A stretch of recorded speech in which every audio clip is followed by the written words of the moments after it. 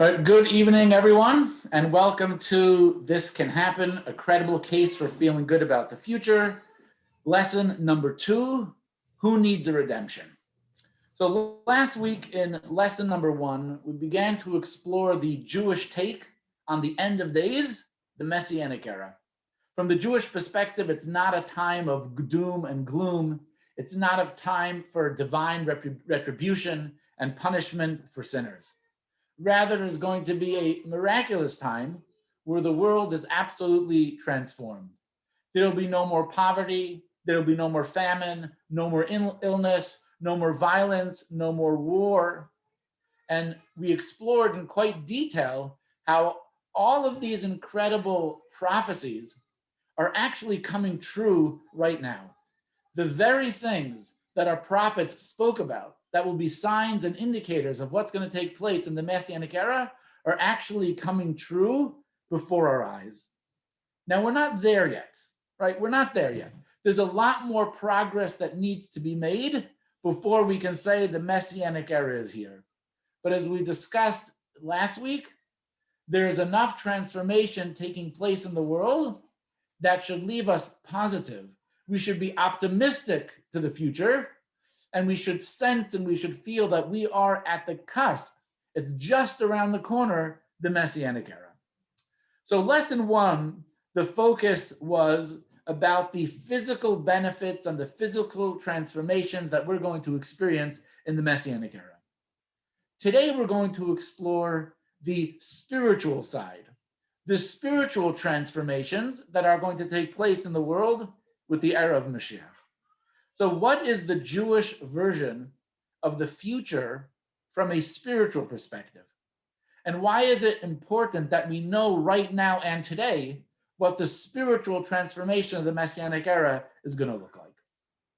So one thing is for sure, just as in the Messianic era, the physical world is going to undergo a miraculous transformation, so too the world from a spiritual perspective is also going to go through a miraculous transformation. Let's look at text number 1 with the Rambam on page 45, right? Phil, would you like to start on page 45, text number 1? Unfortunately, I just got back to town the other day and I haven't had time to put my book yet. Okay. By the way, if your book is not in the green bucket, let me know. It's certainly inside, okay? Okay. Debbie? Okay, yeah, let me know, Phil. Debbie, do you have the book? Yes. Okay. Fabulous, okay. Page 45. 45. Yes. Okay. The King Mashiach is destined to arise and restore the sovereignty of the house of David to its former rule. He will build the temple and gather the dispersed of Israel. In his days, all the Torah's laws will be reinstated. When there arises a king from the house of David who studies Torah and fulfills the mitzvot like his ancestor David, in accordance with both the written Torah and the oral Torah, and he will influence all of Israel to walk in its ways and repair its breaches, and he will fight the battles of God. He is presumed to be Mashiach. If he does this and is successful and he builds the temple in its place and gathers the dispersed of Israel, then he is definitely Mashiach. He will then improve the entire world to serve God together, as it is written. Then I will transform the nations to a pure language, that they will all call upon the name of God and serve him with one purpose. In that era, there will be no famine or war, no envy or competition, for goodness will be in abundance and all delights will be as commonplace as dust. The sole occupation of the world will be only to know God. As it is written, the earth will be filled with the knowledge of God as waters cover the sea. So the Rambam gives us a really great summary of the prophecies regarding the Messianic era.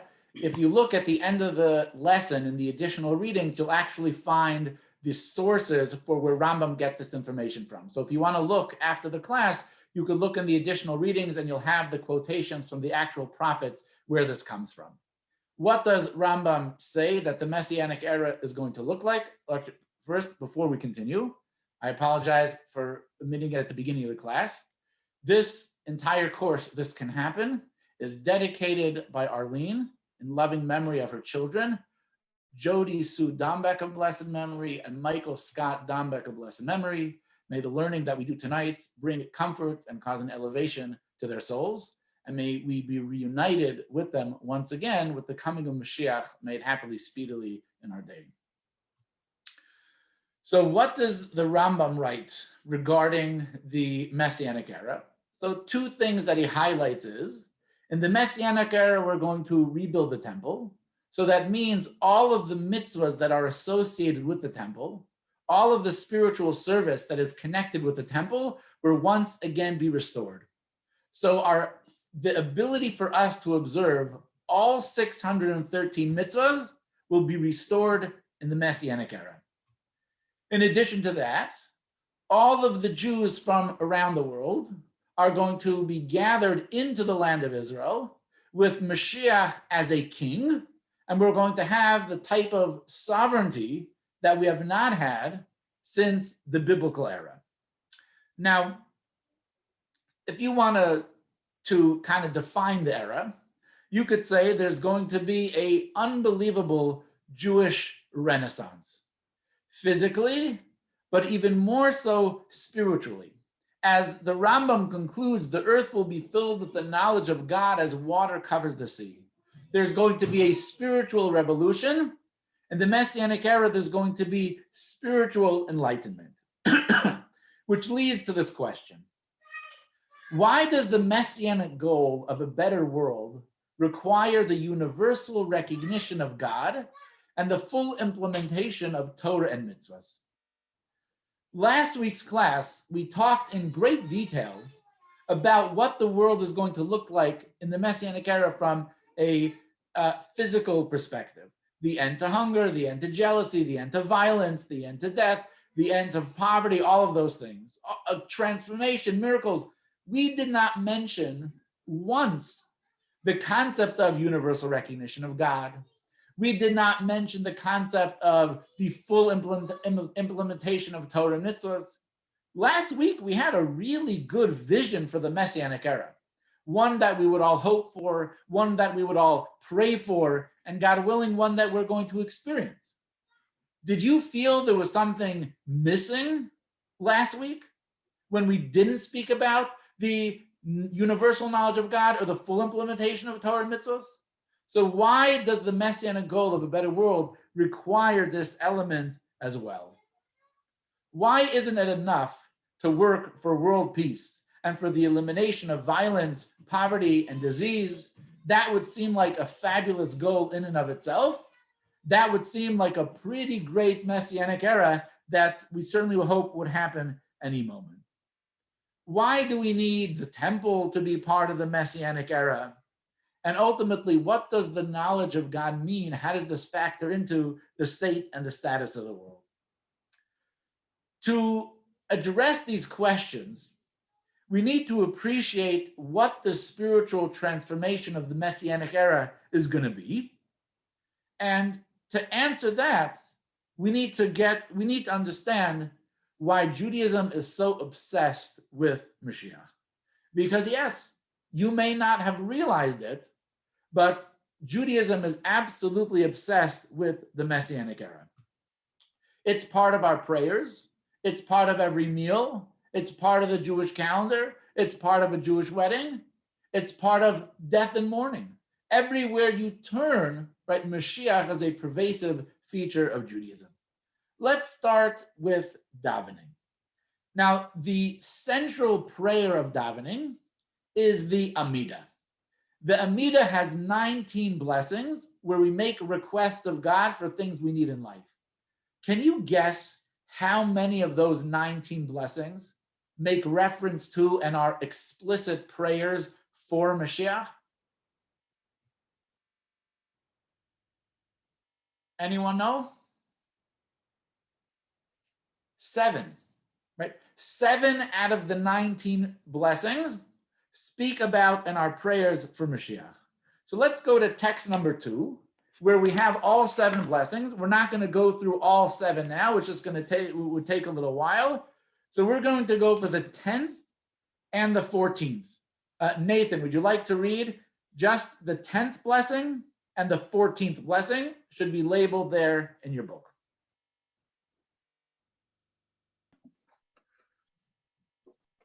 To call the shofar, sound the great shofar for our freedom, raise a banner to gather our exiles and bring us together from the 4 corners of the earth into our land.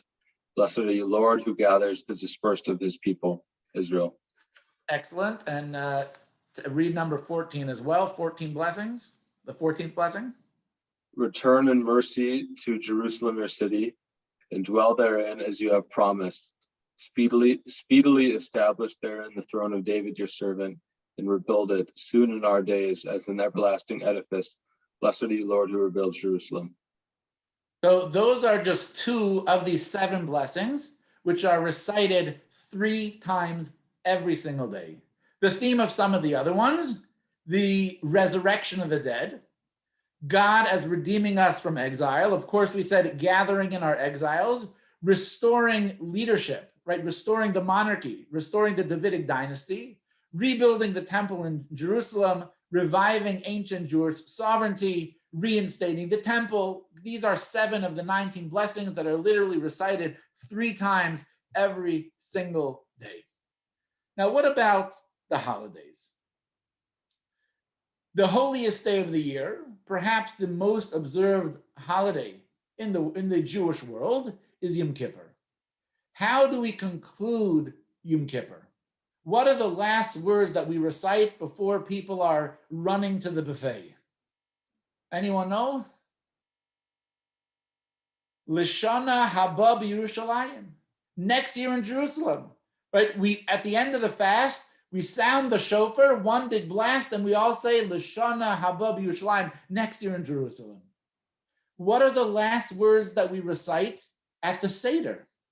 How does the Haggadah conclude? Again, one of the most important Jewish holidays, perhaps celebrated, tied for first or in second place with Yom Kippur.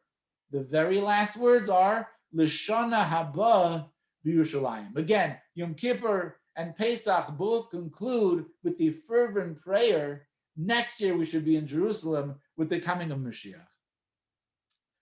We have a 3-week period during the year where we mourn over the destruction of the temple and pray for its rebuilding. There are 4 fast days that we have during the year that are connected to the destruction of the temple, our exile, and where we pray for the rebuilding of the temple and the restoration of the Jewish people in the land of Israel. So the Jewish calendar, the holiday cycle, is very much permeated with the coming of Mashiach.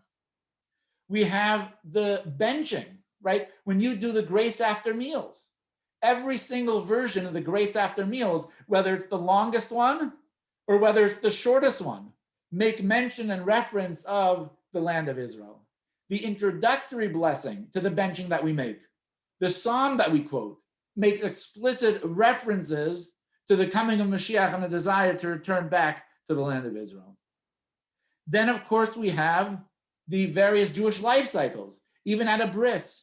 At a bris, we have a chair that is reserved for Elijah the prophet, Eliyahu HaNavi. Eliyahu HaNavi is the one who is called the harbinger of the Messianic era.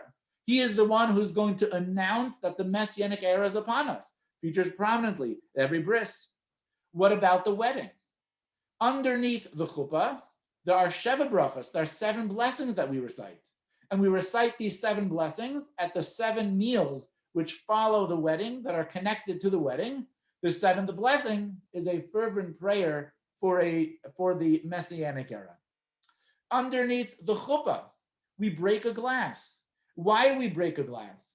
It's making a statement that our joy at the wedding, as high as it is, it cannot be complete without the coming of Mashiach, without the temple, without the restoration to the land of Israel. No joy can be complete. So therefore, at the most important point of a person's life, at their wedding, under the chuppah, we break the glass as well. What about death and mourning? So first of all, many of the prayers associated with the funeral in the Shiva house make explicit mention of prayers for the resurrection of the dead, where we'll once again be reunited with our loved ones. But the prayer of comfort, the prayer that we say to console people, is, may the Almighty comfort you among all the mourners of Zion and Jerusalem. We're making the statement that, first of all, it's only God that can provide any comfort. But number two, just as Zion and Jerusalem were destroyed, yet their holiness is eternal and remain relevant to us. And once again, we believe in the Messianic era that the temple is going to be rebuilt. So too, the loved one that we lost, right? It's only their body that passed away, but their soul remains eternally. And they remain relevant to us. And once again, with the coming of Mashiach and the resurrection of the dead, we'll be reunited with them once again. So it's daily prayers, it's mealtime, it's the Jewish calendar, it's the Jewish wedding, it's death and mourning. The Jewish people are obsessed with the coming of Mashiach. It permeates Judaism all over the place. Anything Jewish that we do, there's always some reference to the Messianic era. Now look at figure 2.2 in your book. It is on page 53. Now there is a mistake on this chart because one of the 13 principles of faith is repeated by mistake. So don't worry about that. But among the 13 principles of faith, 2 out of the 13 principles of faith refer to Mashiach. There's the belief and anticipation in Mashiach, and there's the belief in the resurrection. So the concept of Mashiach permeates everything within Judaism: prayers, holidays, life cycles, weddings, brises, everything. And in addition to that, it's 2 of the 13 principles. It's right up there with believing in God himself, believing in the Torah himself, is the coming of Mashiach and the Messianic era. So why are the Jewish people so obsessed with Mashiach that it permeates just about every Jewish experience that we have? Right? We know the prayer of Kaddish, right? Every time the prayer of Kaddish is recited, there's a verse, Vayatzmach Berkani V'Kara Mashiach, right? We are praying for Mashiach to come closer. Why are we so obsessed with Mashiach? Now, one potential answer is that exile can be considered like a prison. It's this long, unending prison where Jews have been exiled, have been persecuted, there have been crusades, there have been expulsions. The Jewish people have literally been expelled from just about every single country in Europe. There was pogroms, there's the Holocaust, there's terrorist attacks. Even today in the year 2021, where Jews have never had it better, right? A 31-year-old Jew was shot and killed in Baltimore this week, just a few days ago. And the person who killed him was screaming anti-Semitic things, right? There's still shuls that have been attacked. Israel still has to worry about its safety. There's a security guard right outside the shul. So exile has been pretty rough on the Jewish people. We are an oppressed people. So therefore, it makes sense that we're praying for the Messianic era. We want out of this oppression. We want an end to this oppression. We want peace. So we're praying for a little bit of relief. Now, this approach actually seems to be supported by the Torah itself. The idea that the Messianic era is going to end the exile and be a great relief for us. Vivian, would you like to read text number 3, page 55? Sure. The redemption promise: God will return your exiles and he will have mercy upon you. He will return and gather you from all the nations amongst whom God has scattered you. If your outcasts will be at the ends of the heavens, from there God will gather you, from there he will take you. God will bring you into the land your ancestors possessed, and you will possess it, and he will do you good and multiply you more than your ancestors, and you will return and listen to the voice of God and fulfill all his commandments. So Moshe himself in the Torah tells us that the cure for the exile of the Jewish people, the cure for our thousands of years of suffering, is the Messianic era. So we do pray for the Messianic era for all of that oppression to be able to end. However, that's not the whole story. That's not the complete picture of why the Jewish people are obsessed with the Messianic era. Mashiach is not just a solution to our exile. What is it? Let's go all the way back to the very beginning of the Torah, and we're going to take a look at the story of creation. Avi Fenster, could you read text number 4a? Not too Kabbalistic, very biblical. This is right up your alley. Just got to unmute yourself if you can.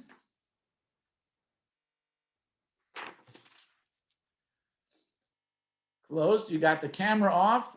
We need the camera back on and unmute yourself. All right, we can get back to you, Avi, if you're having some challenges.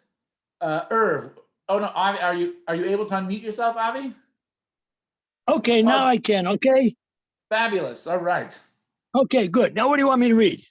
Text number 4a and 4b, but first 4a and then a comment and then 4b.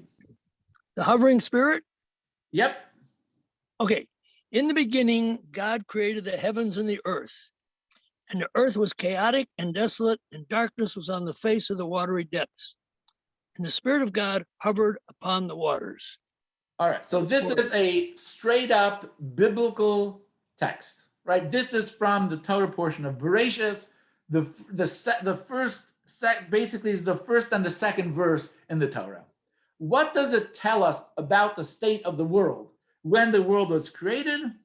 Right, the earth was chaotic and desolate. Darkness was on the face of the watery depths, and the Spirit of God hovered upon the waters. What does this mean that the Spirit of God hovered upon the waters? Right, Avi, let's go. Text number 4b. You got the fours today? Okay, the Spirit of God hovered upon the waters. This is the soul of Mashiach, Midrash. The beginning of this Midrash is, in this passage, God is foretelling the end at the beginning. The Torah's intention is to indicate the end of time at the very beginning of time, to teach us that the ultimate purpose of God's creation of the world is the days of Mashiach. Thus, the original thought is actualized in the conclusion of the work. So this is some incredible, mind-blowing stuff, right? Rabbeinu Bechaya quoting the Medrash, he says, why does the Torah say, literally the first and the second verse in the Torah, that the world was created dark and desolate, yet the Spirit of God hovered above it? Says this is the soul of Mashiach. The Torah is telling us right in the beginning, in the second verse, what is the reason that the world was created? What is the purpose of all of creation? It's Mashiach. The Torah is telling us that the world may appear dark and desolate, but you should know that there is the Spirit of God, there's holiness, there's beauty, there's godliness that is hovering over it. And it's our job to bring that into the world and to reveal it and make that happen. So what is the purpose of the creation of the world? God is waiting for the time where his Spirit, which was hovering over the world, can fully rest upon the earth. And that is going to be in the Messianic era. This is a huge deal because this answers for us fundamental critical questions. Why are we here on earth? Why was the world created? What is the purpose and meaning of life itself? The answer is for the Spirit of God to be fully manifest on earth. Mashiach is not simply an oppressed people's dream for freedom and abundance.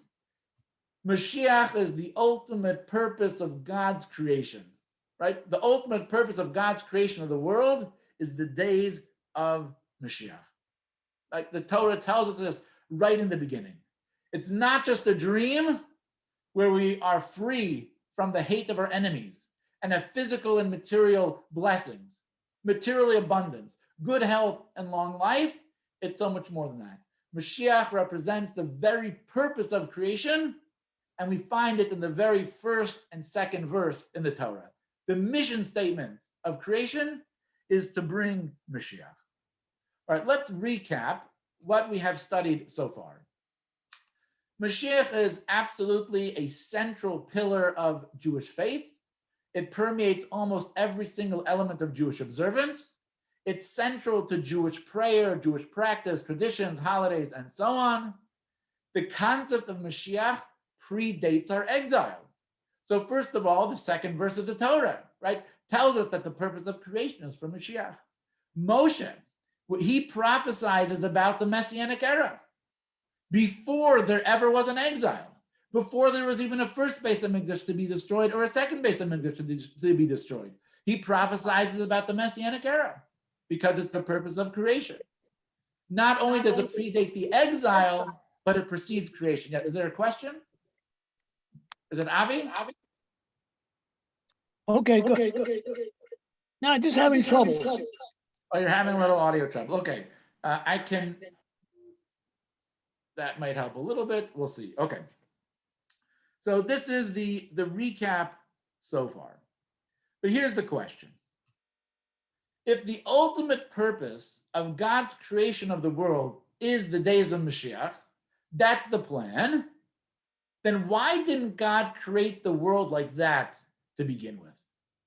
If God wants a world where there is no violence and there is no poverty, if God wants a world that is permeated with spirituality, why not create that world? That world sounds great. I would like to live in that world. Why did God not create that world like that to begin with?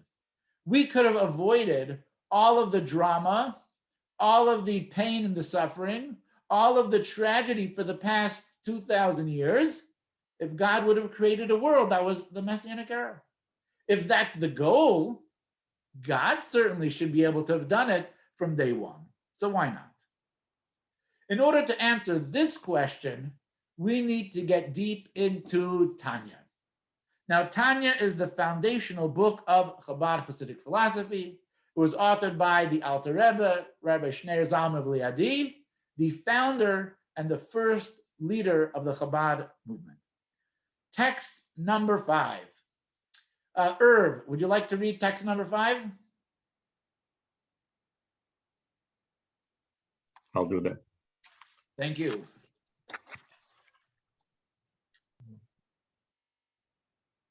As is known, the sages have said that the purpose of the creation of this world is that God desired that he should have a home in the lowly world. It is also known that the days of Mashiach, and especially the time of the resurrection of the dead, are the fulfillment of and culmination of the creation of this world and the purpose for which it was originally created. So the key line here in this text from chapter 36 of the Tanya is that God desired that he should have a home in the lowly world. So the purpose of creation is for God to have a dwelling place in this lowly world. God creates the world. He desires a home in this world. When we make this world a home for God, then the Messianic era will begin. Now I've got a question. The question is, why is our world called the lowly world? It's supposed to say not, I spelled that wrong, and not, it's supposed to say not physical. The quotation is, God wanted a dwelling place in this lowly world. Why the lowly world? God could say, I wanted a home in the physical world, right? God's realm is the spiritual. So God could say, I wanted a home in the physical. Why specifically is the terminology lowly used? Let's go also to text number 6, which is also from Tanya, which makes a similar point. Mitchell or Arlene, would you like to go for text number 6? The purpose of it all. This is what the human being is all about. This is the purpose of the human being's creation and of the creation of all the worlds, both the lofty and the lowly, that God should have this home in the lowly world. Again, here we have the terminology. There's lofty worlds and there's a lowly world. And God wants a home in the lowly world. Why lowly? Right? Why lowly and not the physical? The answer to that is in text number 7. It's a long text. I believe everyone has read except for, I guess Phil doesn't have his book, and then Brad looks like he stepped away for the moment. So I'll read text number 7. It's a long text, so please follow along in the book. And if you don't have the book, please listen carefully. It's long, but it's a very important text. Now, in regard to the distinction of higher and lower, do not apply, as God pervades all realms of existence equally. But the explanation of the matter is as follows. Before the world was created, God was exclusively and singularly one, and he pervaded the entire space in which he created the world. Insofar as God is concerned, it is still the same now. The change brought about by the divine act of creation relates only to those on the receiving end of the vitality and energy that God infuses into creation, which they receive via the many garments that conceal and obscure the divine radiance, as it is written, for no human can see me and live. This is the concept of Hishtalshelus, the downward descent of the worlds, level after level, by means of the multitude of garments that conceal the energy and vitality that emanate from God, until this physical and materialistic world was created, which is the lowest in degree, of which there is none lower in regard to the concealment of God's radiance. This is a world of doubled and redoubled darkness, to the extent that it is full of unholiness, namely elements that actually oppose God, declaring, I am and there's nothing else besides me. Clearly, the purpose of the Hishtalshelus of the world and their descent level after level is not for the sake of the higher spiritual worlds, as they constitute a descent from the radiance of the divine presence. Rather, the ultimate purpose of creation is this lowest world. For such was God's desire, that he should derive satisfaction from the forces opposing godliness, or when the forces opposing godliness are overcome, and when darkness is transformed into light. The result is that the infinite radiance of God is revealed within the physical world, the place of darkness and the opposing forces, with the advantage of the light that comes from the darkness, with an even greater intensity than its revelation in the higher worlds. Right, so that was a really important text. A lot of points there. Should I read it again? Okay, I'm not gonna read it again. But let's summarize what are the critical points of that text. So number one, the Alter Rebbe begins that when we say higher and lower worlds, we're not talking spatially. We're not talking geographically. There's no higher, there's no lower when it comes to God. God is found everywhere equally, right? It's not up, it's not down. When we say higher or lower, we're referring to something very specific. It's the degree to which the creation is aware of their divine source. That's what higher and lower means. The higher a world is, the more it is aware of its source of life, the creator, God.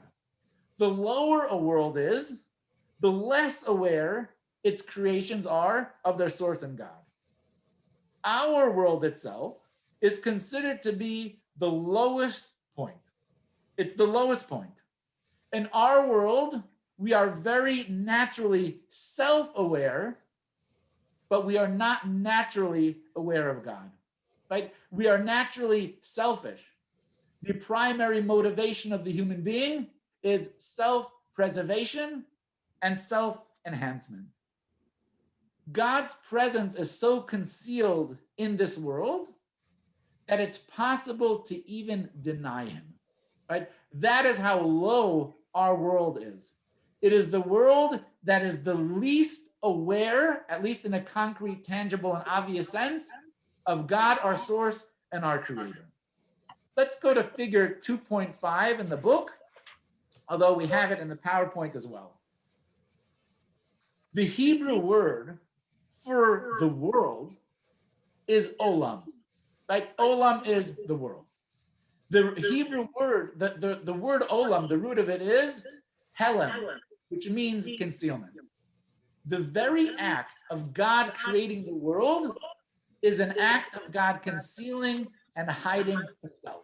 Right? That is what the act of physical creation is. The existence of the world as we know it is an act of concealing of God.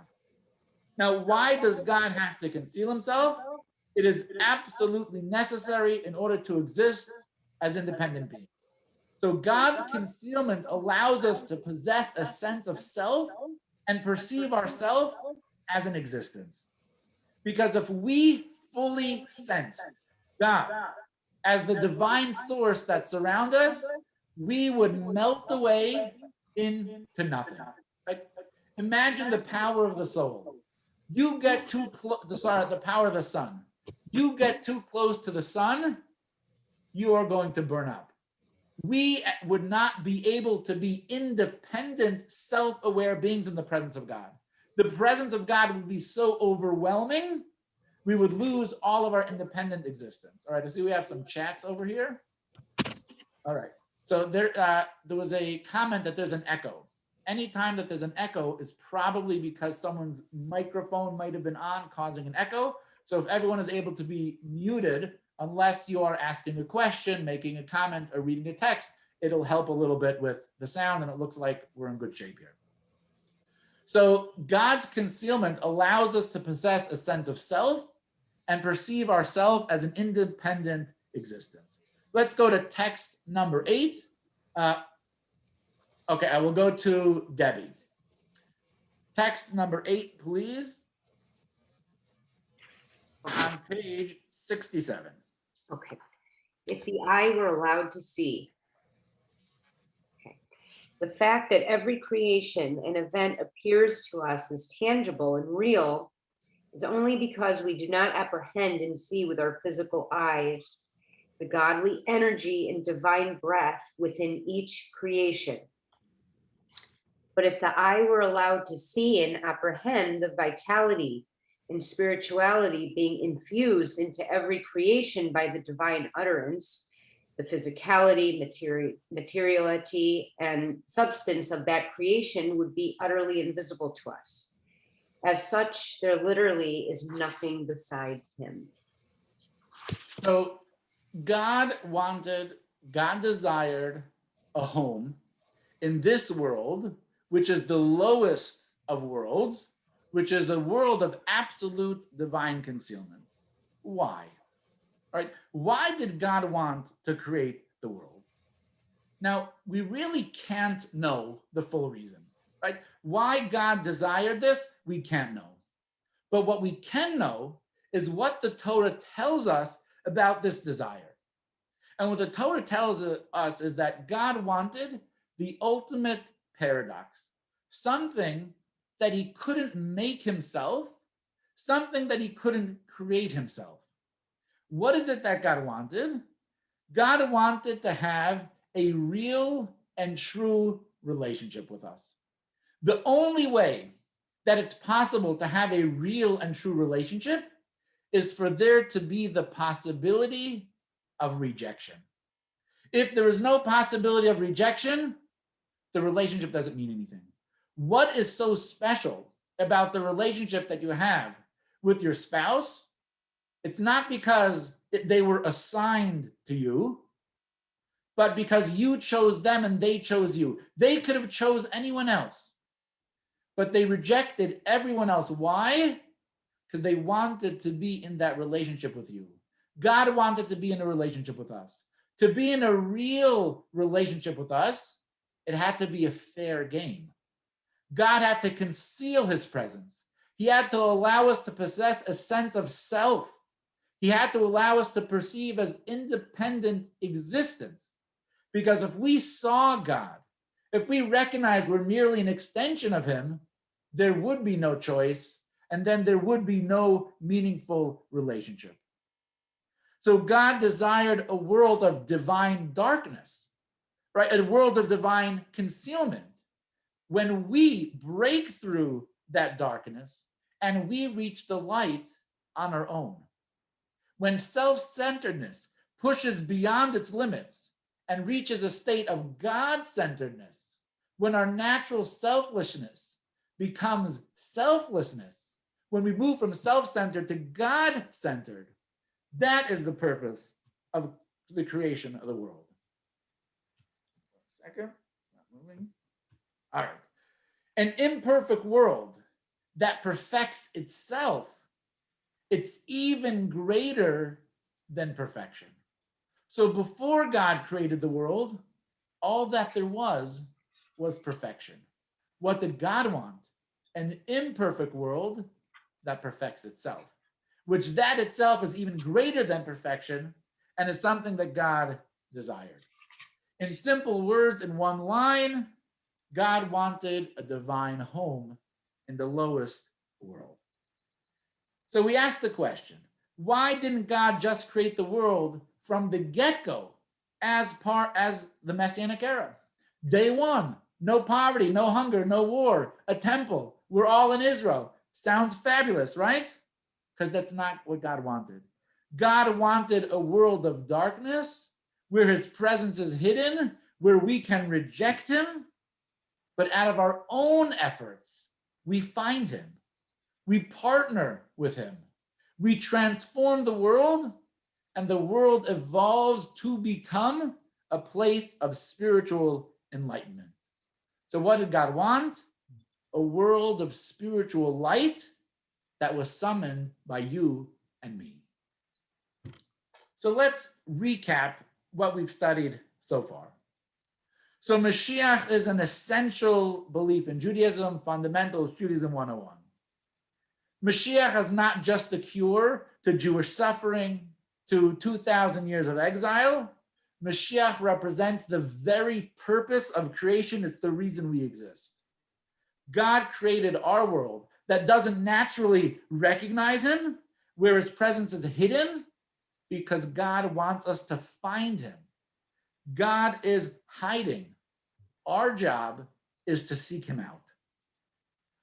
So what is the meaning behind the fact that in the Messianic era, not only is there going to be a physical transformation, but there's going to be a spiritual transformation? Right? Surely the physical transformation makes a lot of sense. Right? What is the whole spiritual transformation all about? The answer is very simple. Why is the world broken today? Why is there violence? Why is there anger? Why is there jealousy? Why is there poverty? Why is all of this stuff like that in the world today? It is because of a lack of divine awareness. It's because of the spiritual concealment.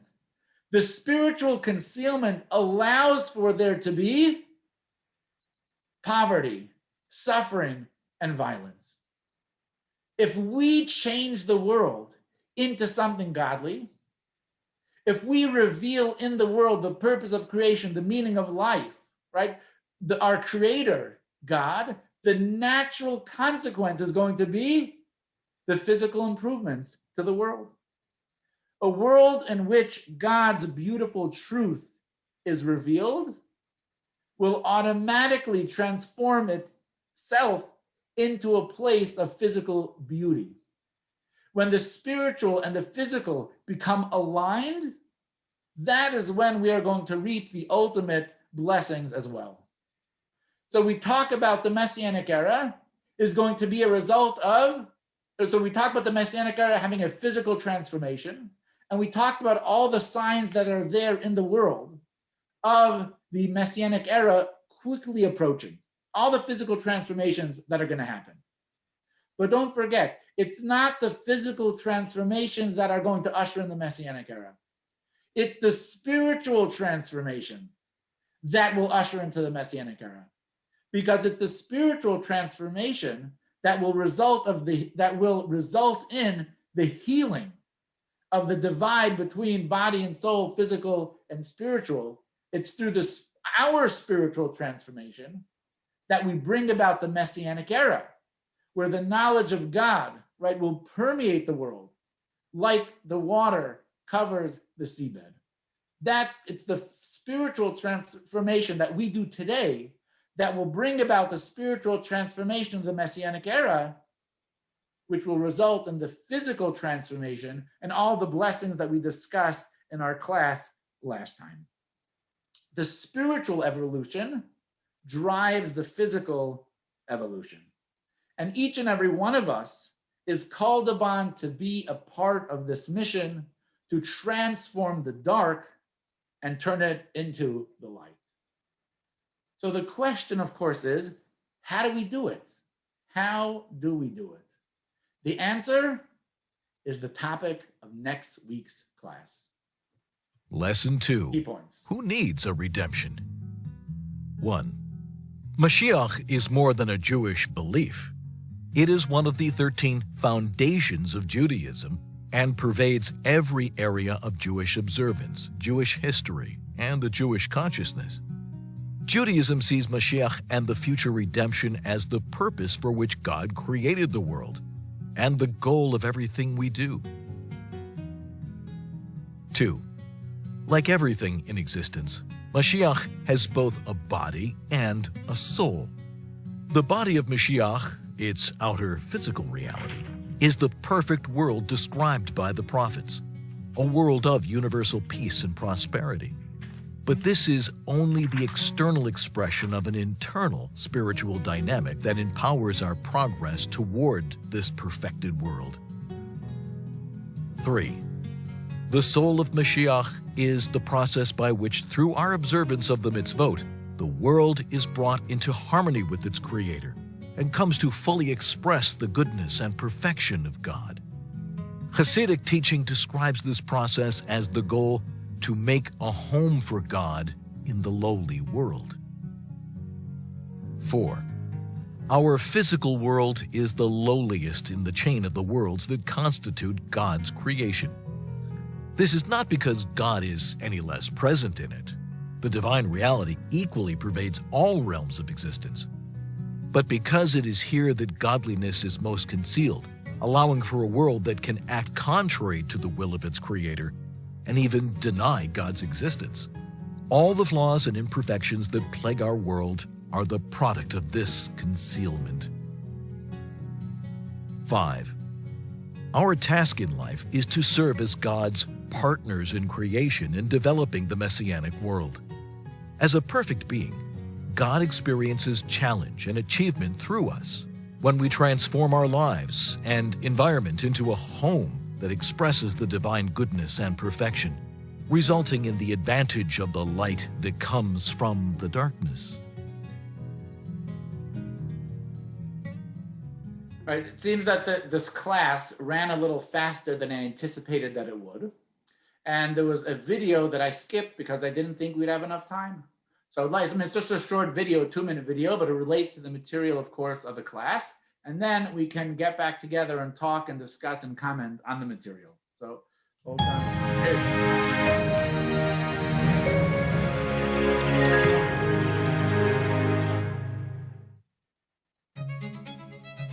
Rabbi Moshe ben Maimon, known in Hebrew by his acronym Rambam, and in English as Maimonides, was the Jewish star of the 12th century and a luminary for humanity. One of the greatest codifiers of Torah law and a giant of Jewish philosophy, he formulated a list of the 13 principles of Jewish faith, or as he described them, Judaism's fundamental truths and very foundation. To this day, Jewish communities worldwide recite or sing summarized versions of Maimonides' 13 principles. 1. God exists. God is the essence of perfection and the primary cause of all existence. 2. God is one. He is not a composite or divisible, but the most absolute and unparalleled unity. 3. God is non-corporeal. He has no body or parts, and all references to God couched in the terms of human experience, such as movement, rest, seeing, and speaking, are metaphors. 4. God is eternal. This also means that nothing pre-existed God or brought God into being. 5. We must serve God exclusively. That precludes worshiping any entity or force that God created or that we have imagined. 6. God communicates through prophecy. It takes hard work to become spiritually fit for prophecy, and even then, communication is entirely God's choice and initiative. 7. The prophecy of Moses is supreme.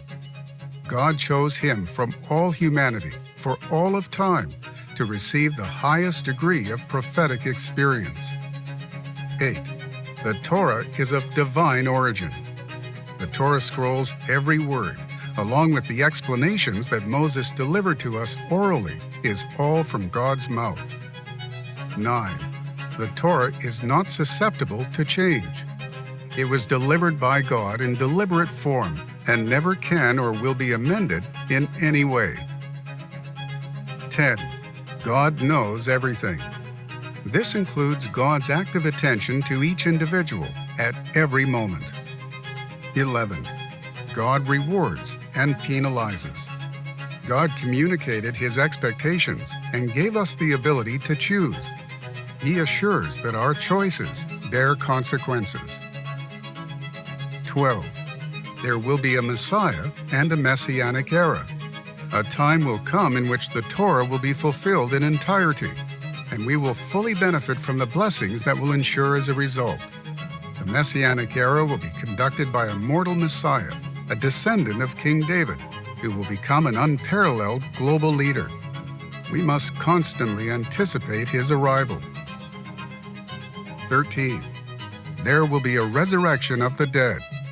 At some point, God will restore the departed souls of the righteous from heaven and recreate their bodies to participate in and benefit from a perfected world. These principles begin with God as the primary cause of existence and conclude with a perfected world. Our ancient sages revealed that the reason that God created all that exists is for us to actively build the perfected world of the Messianic era.